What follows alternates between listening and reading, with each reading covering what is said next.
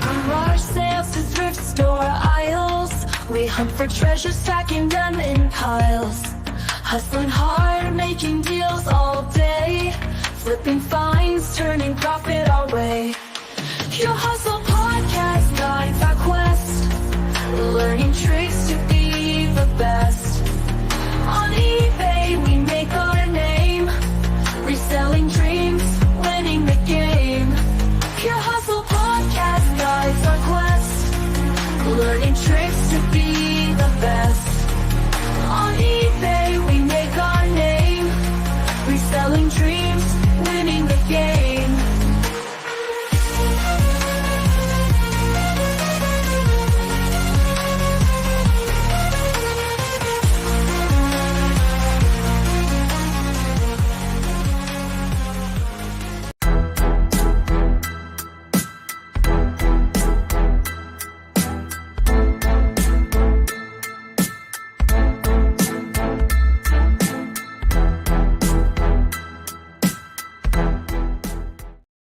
Welcome to Pure Hustle Podcast. I'm Mike. And this is Orlando, and we're here for another live Monday minisode. That's right, live Monday mini, and we are excited to be on with all of our listeners and viewers who are joining us either on YouTube or Facebook or on X.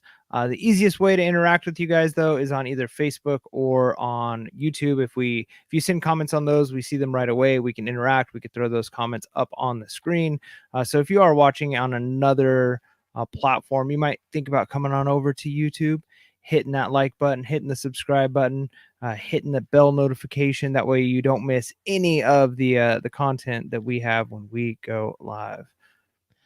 Yeah, and you know what I want to say is the topic today, I think it's been overdone, and so here we are again. But I mean, this is like everywhere. Like, I think everybody's talking about this to get clicks on their YouTube videos. Everybody's talking about this to get, likes on their TikTok videos or on their Instagram reels. But I thought we'd talk about it just because I do think it's kind of the way reselling's going, right? This whole idea of shifting fees to the buyer so platforms can continue making money. But at the same time, they're still taking money from sellers. So, hey, before we move forward, I want to say everybody that's in the chat here, thanks so much, Patrick, for joining us. What's going on? 3 things I resold. Hopefully, you sold a lot more this week. Jake Hayward, what's going on? And appreciate every single one of you that are here. But in case, and now I want to say, but in case, I don't know how many people here in the chat sell on eBay or sell on Poshmark or sell on Mercari. But my guess is everyone's at least familiar with Poshmark. I'm going to say something controversial. If you really are serious about reselling, it's really hard to sell on Poshmark because there's not as many eyes. So I would say most people that really want to up their game end up selling on eBay or on Amazon. But there's something to be said on Poshmark. I kind of disagree. I think it just depends on what you're selling. It's different markets, right? Like it's a different clientele that's buying and selling on Poshmark. So I think the types of eyes that you're getting on your items are the right items if you're selling on Poshmark, right? So it just depends. Like if you're selling for like women's fashion items and things that are for millennials and are young millennials or old Gen Z, you're gonna do much better on Poshmark than you probably will on eBay. Eyes or not. So again, I just think that probably depends on what you're selling. I don't know. I if I was a full-time reseller on Poshmark, I would end up having to find a new place to live. Because you have different, but you're not selling in that niche though, right? Like if you were to take, sell more than that. But they do. But again, the thing that's being sold the most is again that the women's fashion for the most part. So if you're a top-rated seller on Poshmark and you're just like killing it on Poshmark, and you move over to eBay. I mean, I'm a Poshmark ambassador and I don't really do tons. But if you were to take your whole store and throw it on eBay, you're going to be getting more sales most likely on Poshmark than you are on eBay if your store is a Poshmark store, right? So it just depends on what you're selling. But let's get right into this here. Our first thing we wanted to talk about is their new fee structure, which is the 1, 2, 3 fee structure, which, they're presenting as more earnings for you, the seller, on Poshmark. But could this just be another angle that they're taking? So why don't you break this one down for us, Orlando? Just not to venture into too much, but it's real easy. It used to be 20%. Now it's 5.99%. and then you pay a certain dollar amount based on how much the item is that you sold. So if it's 0 to 15, you pay $1. If it's 15 to 50, you pay $2. If it's above $50, you pay $3. The 5.99% gets taken out of your item, gets taken out of the shipping, taken out of the tax, similar to what eBay does with their fees. And on top of that, there's the buyer protection. There's Posh protection for the buyer. On the other side, they also have a 5.99% fee that they have to pay. And so everything I'm seeing in the community, it was kind of funny when this first dropped. I think it was like last Tuesday or something. What I saw all over social media and on YouTube was like, rest in peace, Poshmark. Like, this is the end of Poshmark. But then people started seeing sales, right? People were encouraged. So I don't know. Let us know in the comments. Like, where do you land? I know one of you, like Patrick, you said Posh is dead for me. 2 sales in the last year. So I can kind of relate with that. That's how I kind of feel about Mercari. And what happened with Mercari, if you don't remember, Mercari also did where like fees were now pushed to buyers and sellers didn't have any fees. But I haven't seen anybody go on social media and go, oh my goodness, my Mercari sales are through the roof. I don't have any fees to pay. It was so worth it. And I think that's the same reaction with Poshmark. A lot of people are saying, yeah, people aren't going to buy from us anymore. But I don't know. I don't know if that's the direction that platforms are going. I've always been a big believer that fees will always go up. Like, no matter what, like, be shocked. If there's ever a drop in fees, like, be shocked. And I think there's more to the story that Poshmark is sharing. I think for now they're doing this. But I think it's more. Right. Yeah, I mean, you got to look at it like the spin, right? Like it's being presented to sellers of, hey, you're going to be, it's better than 20%, right? Like if you end up with a $1 fee plus a 5.99% fee. Now, of course, that includes shipping and tax as well. But when you add that, it's less than the 20% that you were paying, which may or may not be the case. If you're on very low end item sales, like if it's under $10, or if you have very high shipping or tax for some reason, you might actually be getting close to that 20% range. And we'll talk a little bit about that buyer protection fee in just a minute. But you might be offsetting some of those perceived savings just from that. So the key thing here is, if you're under $10 on an item, you might be actually losing, but as you get higher on the item, you're actually saving a little bit more. So again, that's kind of pushing towards selling higher end items on their website. You're going to be paying a little bit less for that. And the implication. So it changes their model completely, and it makes it a little bit more confusing to figure out, right? Before, you used to know exactly what your fees were going to be. Now it's like, okay, you got to figure in shipping and taxes, and then that's going to be it just makes it a little bit more complicated when it comes to actually knowing what those fees are. But who knows, if you're a full-time Poshmark seller, that might end up lowering the fees you're seeing.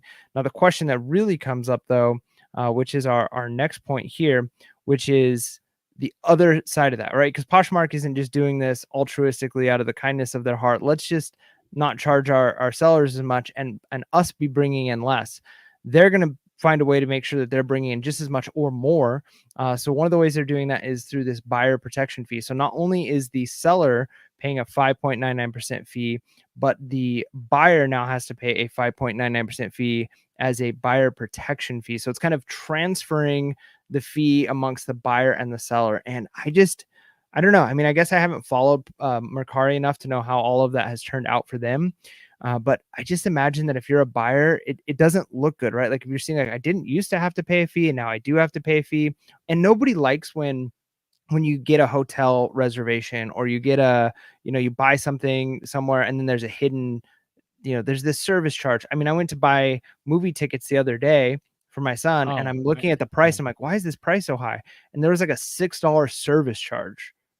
And I'm like, why is there this is crazy. So, I mean, I don't think people perceive this well when there's extra charges being passed to them.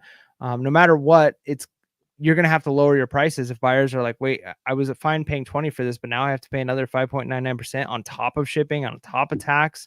I don't know about that. So you then have to lower your prices. So your actual net take home might be equivalent to what it was when it was the 20%, but the buyer feels like they're getting the short end of the straw on it. No, I agree. And the thing is, like, in the end, like I do feel like people really want something, they don't care. But I do think this is gonna affect people. Three things I resold says. Um, I wonder if this will alienate Poshmark buyers, driving them over to eBay. And I hope so. I hope that's the case, right? The problem with eBay is like we just end up paying more fees, but that's okay. I'd rather take a sale with a higher fee than take no sale. So maybe that's the hope. And I like this one here. Patrick says, just call it 6%. Sounds shady saying 5.99%. I agree. Well, just from the rest of the episode, here's our caveat here. It is officially 5.99%, but we're going to say 6% just for ease of, because yeah, it does kind of sound like we're a used car salesman or someone on a radio ad. Like, but don't you list your stuff on eBay? But don't you list yours like $5.99 or $25.99? But it is just hearing myself say, and the 5.99% fee, it does sound a little bit. I get what you're saying there. We'll just round it to 6. Officially, everyone knows we don't think it's 6, but I'll say 6 from now on. But let's remember what happened with Mercari. Mercari this past June laid off half of their U.S. workforce. Half. It's a huge amount, right? Huge percentage. So my question is this going to happen to Poshmark too? Right? Poshmark has already had major problems. Poshmark, I remember when the IPO happened and like everybody had all this Poshmark stock. They opened it up to Poshmark ambassadors to buy Poshmark stock, and the stock just like collapsed. Like it did not go well. So I wonder if they're having some of the same issues with Mercari. I don't know. It's interesting, or is it kind of the sign of the times of like this is just the way things are going to be, So I remember Poshmark initially, like the stock was at 17.9. What is the Poshmark stock today? Let's see. I'm interested. I'm looking it up right now. This makes for riveting, doesn't it? Everybody's just waiting. So anyways, it collapsed. That's all I'm going to say. Okay, that's all I'm going to say. All right. Now, here's something I want people to think about. So I'm going to talk about here what Travis says here. Travis in Dallas says, I think they're trying to keep shipping down.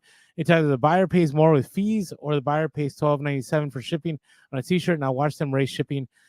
But that's my opinion. All right, Travis, I wish. So one day when Mike and I decide to use AI effectively on a mass scale, like AI is able to like go through all your podcasts. There was a time when I said, hey, Poshmark shipping will not be what it is. Remember when when Poshmark shipping was super subsidized? Like I forget, it was like some crazy thing. And I'm like, there's no way Poshmark can continue this. Well, they didn't. They eventually end up raising their prices and it's not what it used to be. Now, Poshmark is saying, this is a new thing that was added, is if you are a Poshmark ambassador, there's a beta program where you're only paying $5.95. Right, the discount is it $5.95 that you're paying? Right, let me look that up. It's $5.95 shipping. Yeah. So okay, so no matter what you're selling. Yeah. So it's basically like the olden days, right? Like, so if it's a t-shirt, you're selling it, it's going to be $5.95 shipping on it. I don't know. I'd have to look in a little bit more if this includes like if you sell multiple items, that it's still one flat fee of $5.95. If it's like clothing items. But yeah, this is something that could potentially like reattract some buyers if they see this lower price. And it also kind of rewards. I mean, think about it like on eBay, like we like getting rewards for being a top rated seller. And so imagine if being a top rated seller, I mean, you get a little bit of a shipping discount, but imagine if eBay subsidized your shipping even more if you're top rated. Like we'd be able to pass that savings on to our customer to an extent, which would then allow us to be even more competitive. So I could see this being something. The only thing I worry about, and kind of going back to what you said about Poshmark not keeping that, they're already saying here that this is a short-term perk for their ambassadors. So is this going to be something that continues long-term? Is it going to stay for Poshmark ambassadors, or is it going to be something you have to pay extra? Like if you pay a certain amount, or if you increase your fees to this, then you get this feature and it's just another paid add-on. That could be a tough sell for both buyers and the sellers on the platform. All right, and I want to clarify some things here with the Posh Pass. So it's a shipping discount program designed to help Poshmark sellers.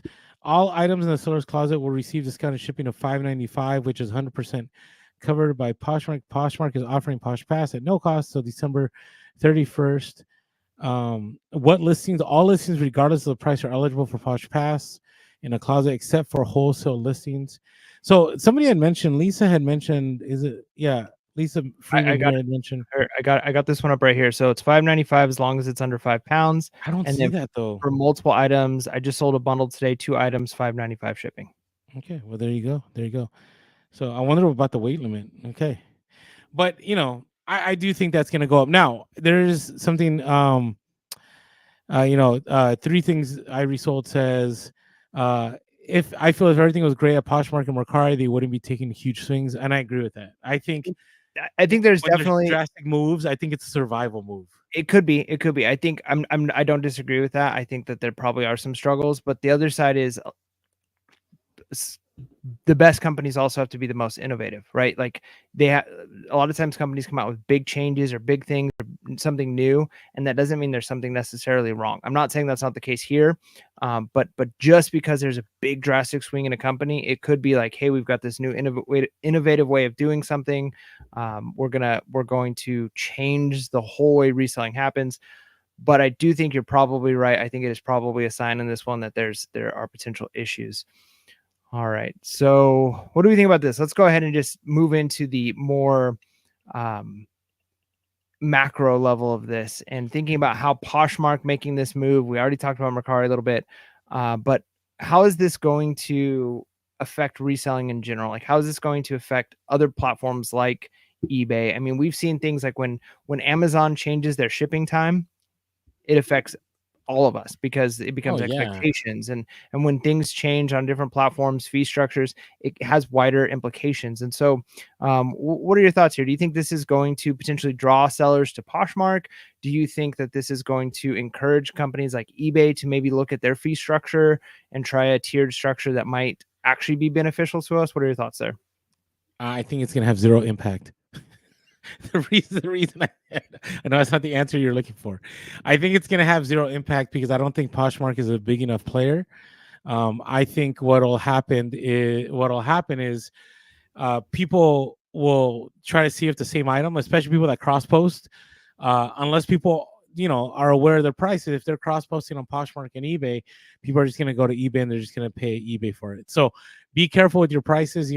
Jared here said, do you think that charging buyers fees is going to hurt sales?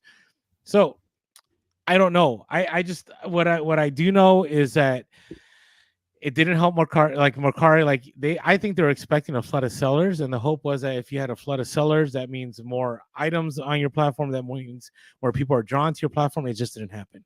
I think in this case, is it going to bring in a lot more of sellers? I don't think the savings are that great. Like, if you're selling like $100 item, yeah, you're getting a lot more savings, right? If you're selling, 15 of 50, it's all right.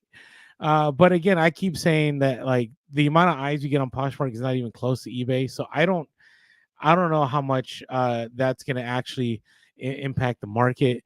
Because I do think if eBay goes to shifting it to selling to buyers having to pay fees, I don't know. I don't think that would be good for eBay. I think eBay needs to stay where they're at. I mean, as much as I hate saying that because I don't like paying promoted listings, at least eBay, like people go and they know, hey, I'm paying for the item, I'm paying for the shipping, I'm paying for the tax. That's it. I'm not paying anything extra. I think, like you said, no one likes to get nickel and dime. Like I can't stand Airbnb. I will never stay at an Airbnb. I don't want to clean the place. I don't want to pay a cleaning fee. I don't want to get nickel and dimed. I just want to go to a hotel. And I just want to stay. I want to leave, and that's the fee. But even hotels, you go, and then there's the what the resort fee. Resort fee. So it's like, yeah, but you see online isn't always what you end up paying when you get to a place. Yeah, but that's pretty much taken care of. I mean, Airbnb, it's like it's up to the owner, right? So if you get like people that are just, they try to milk you for every single dime that you have, like that's the same thing. And Poshmark, right? It kind of, when you start seeing things stacking, like I don't know if that's a good look. I just don't know. Lisa has a question that's kind of not it's not related, but I don't have the answers to this. It said, didn't eBay just do away with seller fees for small sellers in the UK? And they did. They actually did this early in June. So now it's across all platforms, but I don't know what that means. There's different kinds of sellers in the UK. There's that's private sellers, and then there's business sellers. I think business sellers means like the big, like you have to have a license for whatever. I don't know enough to speak on it, So, anyways, I just wanted to address that, Lisa. I'm not really sure what's going on. I know that they're trying to get a bigger market share in the UK because they're also dealing with Vinted and some other platforms on there. Hey, Secondhand Solo, thanks for joining us. You know, it's kind of like you're only like probably like 20 miles away from me, but you know, I'm glad you joined us here on the live. Hopefully, I run into you at another garage sale. All right, so Mike, how do we practically apply this then? What do sellers do? What are your thoughts here? I mean, there's really nothing we can do other than just watch and see what happens. If you're an active Poshmark seller, you're gonna have to just kind of ride this wave and see if it does end up hurting you because you got buyers who are upset about this increase. Maybe you end up saying, "Hey, after a couple months of sales, like I've actually paid 3% less in fees, and I've got extra money in my pocket." And my sales haven't dropped. So we won't know until we know, right? You just kind of got to watch and see. It does seem like there's a lot of people who are upset and frustrated by it. I don't sell enough on Poshmark, I think, to take a stand either way as far as that goes. But I'm interested to see, you know, this seems like a business strategy, right? Like it's being presented as, hey, like we're just trying to help our sellers out. This is for the community. But they're like was said earlier, this is a good indicator that they're probably not doing as well as they were hoping to do. They probably are trying to find more ways to bring in money. They're definitely bringing in more money by doing this. They're not bringing in less. Like no company says like, hey, let's adjust everything so we make less profit. Now they could be thinking long game here of saying maybe we are taking in less profit, but we're attracting more buyers or more sellers, and that's actually going to help us in the long run. It's possible that that's what's happening here, and we just have to wait and see. But what I do hope we see from this is all of us have complained to some extent or another about the fee structures on eBay, about the promoted listings on eBay. And so hopefully if one of these other platforms, I mean, we talk about, sure, it's eBay is like, I don't know, like 65 times bigger than Poshmark. So it's bigger for sure. But all of these other companies that are taking vertical chunks out of the eBay pie, if they see maybe they are being innovative and have found a fee structure that's better than ours that could potentially push eBay into a positive direction. The negative side of that, in my opinion, is if this is just another way of kind of hurting sellers and taking more from them, and eBay sees, hey, everybody else can do it, we can do it too. That could be a negative. Yeah, it's so nefarious. Now, going back to Lisa, Lisa said, I'm just saying it looks like eBay is testing no fees too. It's very possible. It's very, very possible. That's what they're doing in the UK.